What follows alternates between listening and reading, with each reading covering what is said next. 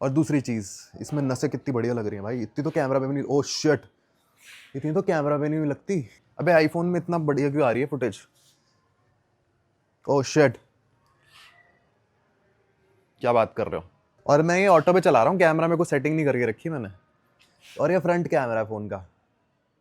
अगर videography equipments की बात करें, जैसे कैमरा, ये गोप्रो या फिर ये फ़ोन, दो चीज़ों का बैलेंस बनना बहुत ज़रूरी है,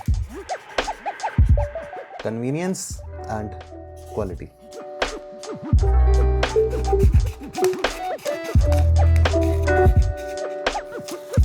बट अब होता क्या है, इधर रख दिया हमने कन्वीनियंस, इधर रख दिया हमने क्वालिटी।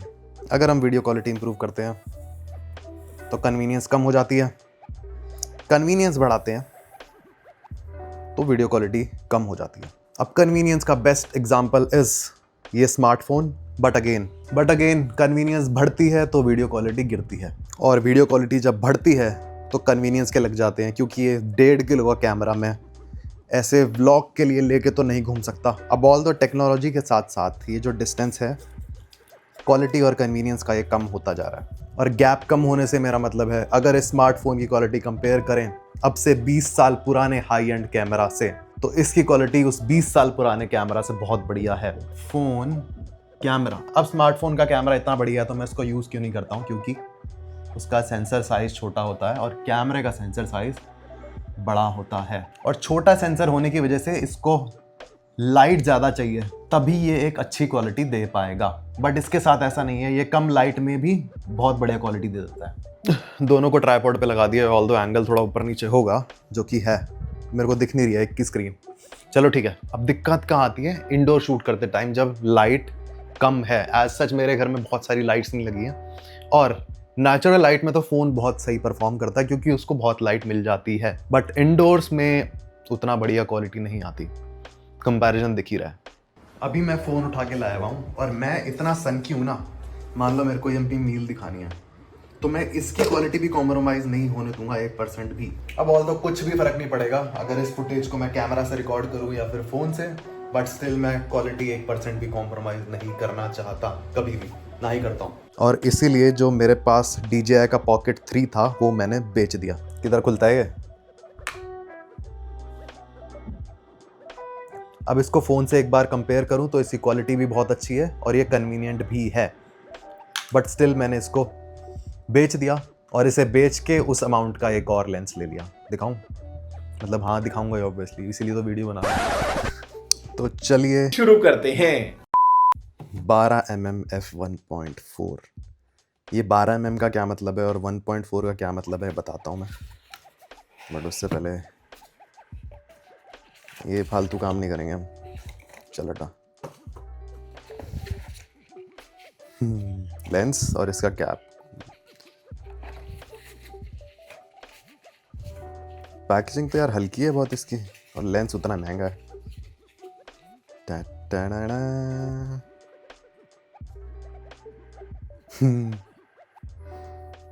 कितना छोटा सा है ये ठीक है, बट ये है वो लेंस जिससे मैं करंटली शूट करता हूँ। अब दिक्कत साइज़ की नहीं है, साइज़ तो मैनेज हो जाएगा, बट वेट की है। ये पूरा लेंस 1 किलो का है और ये सिर्फ 225 ग्राम का, इससे 1/4 वेट है इसका।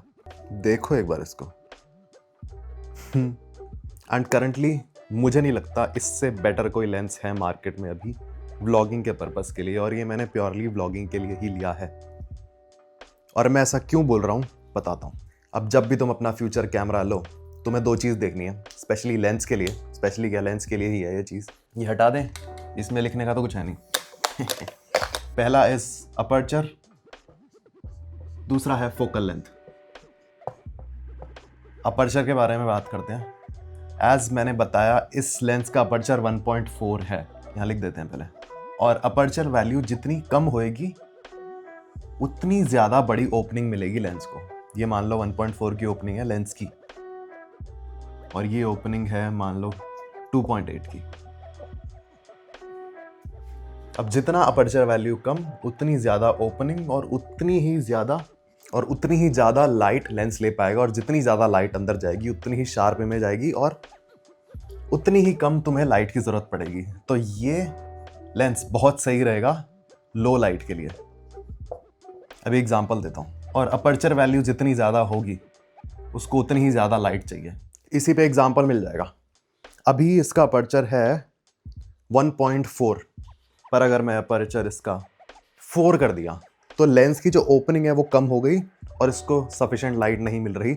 ऑल्दो मैं इसको थोड़ा सा, अब ऑल्दो मैं बाकी चीज़ें छेड़ के ट्विक करके इसको मैं ठीक कर सकता हूँ इमेज को, बट वो शार्पनेस और वो क्वालिटी मुझे नहीं मिलेगी। And second important cheese is focal length. Aperture मिटा देते हैं, काम खत्म हो गया इसका। अब फोकल लेंथ की वैल्यू जितनी ज़्यादा होती है उतना ही फ्रेम छोटा होता चला जाता है, और जितनी वैल्यू कम होती है उतना ही फ्रेम बड़ा होता जाता है। फॉर एग्जाम्पल अभी जैसे ये 12 mm लिया है मैंने, मान लो इसको हमें शूट करना है और हम यहाँ खड़े हुए हैं और यहाँ लगा है हमारा कैमरा, एंड जितनी वैल्यू छोटी होती है उतना एंगल बढ़ जाता है फ्रेम का। तो 12 mm ऐसे शूट करेगा, और मान लो यहाँ पे एक बॉल रखी है तो वो हमें फ्रेम में ऐसे दिखाई देगी, ठीक है। पर अगर ये वैल्यू मान लो 50 होती, 50 mm का एंगल छोटा रहता है तो वो ऐसे शूट करता। ये 50 mm है, तो इसमें हमें बॉल ऐसे दिखाई देती। अब इससे क्वालिटी पे कोई फ़र्क नहीं पड़ता, बट इस लेंस के साथ मैं ब्लॉगिंग कैसे करूं? अब ये देखो, मैंने अपना मेन लेंस लगा के पूरा हाथ खोला हुआ है और ये इतनी जूम्ड इन इमेज आ रहा है, जबकि ये 48 mm पे चल रहा है, 48 नहीं 45 पे चल रहा है। अब इसको मैं अगर 28 करूं, ये जूम लेंस है तो ये ऐसा हो गया, बट स्टिल ये बहुत भारी है और ब्लॉगिंग के लिए ठीक है, बट ये बहुत शेक भी हो रहा है क्योंकि इसमें कोई स्टेबलाइजेशन नहीं है। तो ऐसी इमेज अगर बनेगी, क्योंकि इससे स्टेबल मैं नहीं पकड़ सकता इसको, तो क्या ही मजा आएगा देखने में। अब जो कैमरा यूज़ करता है उसको लेंस के साइज़ का आइडिया होगा। ये 16 mm है, सबसे कॉमन, सबसे ऑलमोस्ट सबसे फेमस लेंस। ये क्रॉप सेंसर के लिए है, ये भी क्रॉप सेंसर के लिए ही है, बट ये साइज़ देखो, ये है 12 mm f1.4, ये भी 1.4 ही है, 16 mm, इससे भी छोटा और हल्का है। और ये है द डैडी लेंस, साइज़ की तो बात ही नहीं करते। तो जल्दी से इसको हटाते हैं, बहुत सेटिस्फाइंग लगती है मेरे को तो ये साउंड। सुनो, आने वाली है। लो जी, अब मैंने पूरा हाथ खोला हुआ है और देखो कितना वाइड फ्रेम मिल रहा है। अब ये जो काली काली पट्टी है ये इसलिए आ रही है क्योंकि ये जो लेंस है ये क्रॉप सेंसर कैमरा के लिए बना है। बट ये मैंने क्यों खरीदा? क्योंकि मेरे पास जो कैमरा है उसमें एक स्टेबलाइजेशन का ऑप्शन है जिसमें ये क्रॉप करके इमेज बहुत स्टेबल कर देता है इमेज को। ये देखो, ये ऑफ है स्टेबलाइजेशन अभी, और ऐसी फुटेज आ रही है, ठीक है। ये स्टैंडर्ड स्टेबलाइजेशन है, कुछ नहीं है, बेकार है। ये एक्टिव है, ठीक है ये भी, बट मज़ा नहीं आ रहा उतना। अब देखो, एक बार ऑफ करना पड़ेगा। बहुत स्मूथ फुटेज ये है इस कैमरा का डायनेमिक एक्टिव स्टेबलाइजेशन। इसमें इमेज को क्रॉप कर देता है बट बहुत स्मूथ निकल के आती है फुटेज, बिल्कुल शेकिनेस ख़त्म हो जाती है ऑलमोस्ट। और ये लेंस भी मैंने इसीलिए लिया था क्योंकि अगर मैं व्लॉग करूँगा तो मैं ये ऑप्शन कैमरा में ऑन करूँगा ही करूँगा, और वो जो पट्टी है काली काली वो हट जाएगी। और ये एंगल भी मुझे समवट परफेक्ट लग रहा है व्लॉगिंग के लिए, ना बहुत ज़्यादा ऐसे मुंह में घुसा हुआ है, ना एकदम ही ऐसा है कि पता नहीं पूरी दुनिया ही दिख रही है। आ गया, मज़ा आ गया। बट इससे ना मैं ये काम नहीं कर सकता कि मैंने यहाँ कैमरा रखा और मैं ये ऐसे शूट करूँ, क्योंकि ये एक प्राइम लेंस है। प्राइम लेंस और जूम लेंस में फ़र्क ये होता है, प्राइम लेंस में ना तुम जूम नहीं कर सकते ऑप्टिकली, तुम डिजिटल जूम कर सकते हो। डिजिटल मतलब तुम अपनी फ़ोटो को क्रॉप कर रहे हो, जैसे ये फुल कर दूँ इसको, ये 4x जूम तो हो गया, बट ये डिजिटल जूम है, तुम्हें क्वालिटी का पता लग ही गया होगा। 4x वैसे कौन ही करता है जूम, बट स्टिल क्वालिटी बहुत गिर गई होगी क्योंकि मैंने क्रॉप कर दिया इमेज को बहुत ज़्यादा। बट ये काम करना ही नहीं है मेरे को इस लेंस से, और इस काम के लिए दूसरा लेंस मेरे पास है। इसको तो हमने ऐसे उठाना है और बस भगते जाना है। मज़ा ही आ गया लेंस लेके भाई। अब एक बार के लिए इसकी लो लाइट परफॉर्मेंस का एग्जांपल देने के लिए, कमरे में कोई भी लाइट नहीं जल रही, सब बंद है, बस हल्की हल्की लाइट दरवाजे से आ रही है, और उससे ही मेरे को ये ऐसी इमेज दे रहा है क्योंकि इसका अपर्चर 1.4 है, तो बहुत ज़्यादा लाइट इसके अंदर आती है। एंड फॉर एग्जांपल जो मैं मेन लेंस अपना यूज़ करता हूँ, इसका अपर्चर 1.8 है, ये भी बहुत तगड़ा लेंस है। अब ऑब्वियसली ये दोनों लेंस ही लो लाइट के लिए बहुत बढ़िया हैं, बट 1.8 और 1.4 में बहुत फ़र्क पड़ जाता है, बहुत ज़्यादा, दिख ही रहा होगा। बट ये सीन है कैमरा का कि मैं इसको मैनुअली ऑपरेट करता हूँ ना आजकल, तो हो गई फुटेज ठीक। अब तो हाथ पे सेट हो गया, मैंने कैमरा में देखा भी नहीं कि कौन सी बटन मेरे को दबाना है, कौन सा नहीं दबाना है। आदत हो गई है ना, मैं बस कैमरा पकड़ता हूँ, अपने आप उंगलियां चलती रहती हैं, खुद ही हो जाता है। ऐसे गाड़ी नहीं चलाते हम, खुद ही गियर बदलती हैं, खुद ही सब होता है, सेम ऐसा होता है। मैं बस कैमरा पकड़ता हूँ, अपने आप ही हाथ घूमता रहता है और जो सेटिंग चाहिए वो हो जाती है। ठाड़ा, छोटा सा लेंस, छोटी सी बॉडी, वायरलेस माइक, और ये पट्टी मैंने इससे, ये जो भी है इसलिए लगा रखा ताकि मैं इसको व्लॉग करते हुए ऐसे पकड़ूँ और ये अगर हाथ से छूटता है ना तो कहीं ना जाए, है ना। बढ़िया। ऑल्दो उतना कन्वीनियंट नहीं होता है व्लॉगिंग के लिए जितना फ़ोन है, बट सही है, इतना इम्प्रोवाइज़ तो करा जा सकता है क्वालिटी के लिए, और मेरे लिए तो क्वालिटी से ऊपर कुछ भी नहीं है। हटाओ।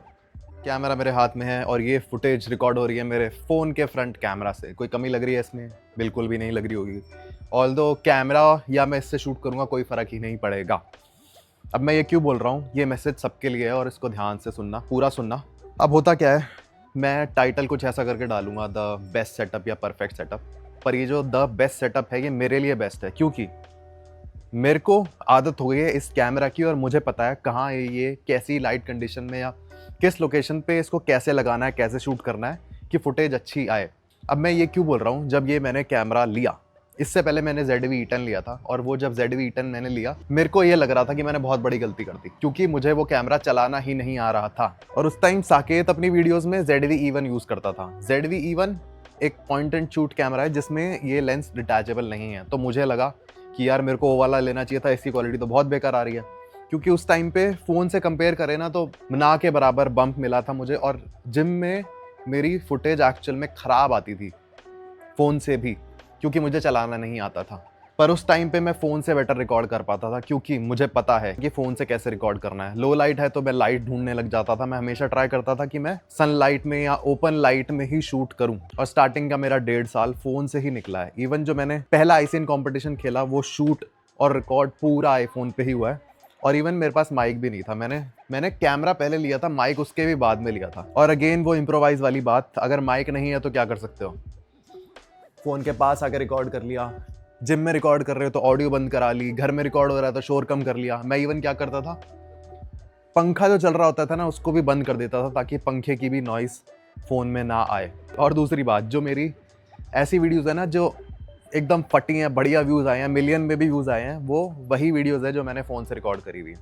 तो 2 चीज़ें पता लगती हैं कि द बेस्ट कैमरा सेटअप या the perfect blogging setup, camera setup वही है जो तुम्हारे पास अभी करंटली है, क्योंकि तुम्हें ही पता है उस इक्विपमेंट को कैसे और कहाँ यूज़ करना है, तो तुम्हारे लिए बेस्ट हुआ। और एकदम से तुम्हारे पास दूसरा इक्विपमेंट आता है तो उसको तुम उतना बढ़िया यूज़ नहीं कर पाओगे। और दूसरी चीज़, इसमें नसें कितनी बढ़िया लग रही हैं भाई, इतनी तो कैमरा में भी नहीं, ओह शिट, इतनी तो कैमरा में नहीं लगती।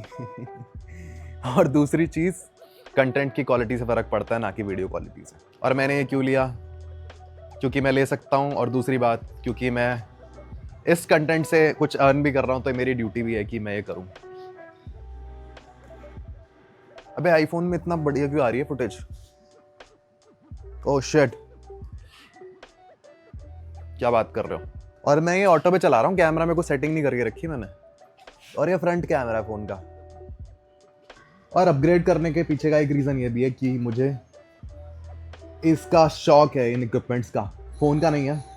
बट ये जो सोनी DJI और ये सब चीज़ें रहती है ना, मैं एकदम अपडेटेड रहता हूँ इससे कि क्या चल रहा है, क्या आ रहा है, क्या नहीं आ रहा है। क्योंकि तुम्हें वीडियो से पता लग ही जाता होगा कि वो फिल्म मेकिंग वाला पार्ट भी मेरे अंदर थोड़ा बहुत है। मैं ट्राई करता हूँ क्रिएटिव बनाने का वीडियो को, अलग अलग एंगल से, साउंड से, या जो भी हो गया।